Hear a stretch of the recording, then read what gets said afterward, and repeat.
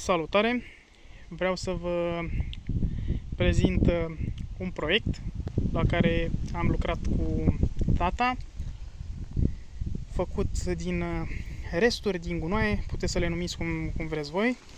Deci am avut resturile de la un pat, lemne de bambus, da, au fost mai mari, le-am tăiat, am băgat niște năzi, am făcut un pat înălțat pentru căpșuni, putem spune. Deci se vede din bucăți de țeavă, acolo în spate cadrul ăla de tip arcadă, că se vede mult mai bine așa. Da, m-am dus într-o zi în piață și am văzut de la ferma Drăghici, am văzut că are promovare și multă lume a cumpărat de acolo stoloni. Am văzut căpșuni și la ghiveci, am văzut și stoloni. Și am zis să iau 4 plante la ghiveci, aveau și rod. Am zis să le și testez, să vedem cum sunt căpșunile la gust, dacă produc tot sezonul de vară. Și le-am luat în mod special să-mi produc stoloni. Deci am luat 4 plante, din care urmează să fac mai multe plante. Cam ăsta a fost scopul lor. Da, și urmează să tai stolonii și să-i fac răsad și o să extind zona cu căpșuni. Încerc să o fac în pat înălțat, exact ca aici, și cred eu că o să fac un rând în solar. Da, am pus și treaba asta, ca să nu vină păsările. La mine aici sunt două mari probleme: păsările și melcii, limaxii. Ăștia sunt cele mai mari probleme la culturile din aer liber.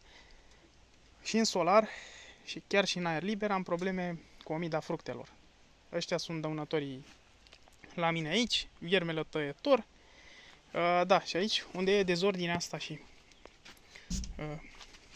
baloții, deci unde sunt baloții ăștia de aici, vreau să fac un pat neînălțat aici, pe margine așa, și să pun căpșuni. Și în partea de sus, aici, o să întind o sârmă. Aici în colț o să pun o viță de vie. E un haos total și aici nu am timp să mă ocup. Și aici vreau să ridic o viță de vie sus și să ducă până în capăt. Sau, cel mai probabil, să mai pun una în capăt acolo și să vin cu una de acolo și cu una de aici.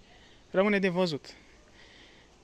Dar mă gândesc, momentan, nu știu sigur dacă o să fac treaba asta, mă gândesc că poate aș putea să mai fac un rând de castraveți, de exemplu, aici. Și aș mai pune un rând de castraveți și ar crește exact aici, pe margine până sus. Și la baloți o să le găsesc alt loc. Da, era mult mai bine să îi țin aici în solar, pentru că se usucă și stau uscați foarte bine. Și soarele omoară destul de multe bacterii și pot să-i folosesc în cultivarea ciupercilor. De asta stau ei aici. Urmează să fie inoculați în toamnă. Sper să reușesc și să nu mai am probleme. Da, de la căpșune am trecut la alte proiecte. Deci, nu știu dacă v-am arătat și căpșuna. Intru acum să vă prezint și căpșuna. Deci, cam așa se prezintă. Arată ok. La gust e decentă, nu e wow. Faptul că produce toată vara e un plus, putem spune. Da, ca sol am folosit pământ deja îmbogățit cu materie organică și cu gunoi.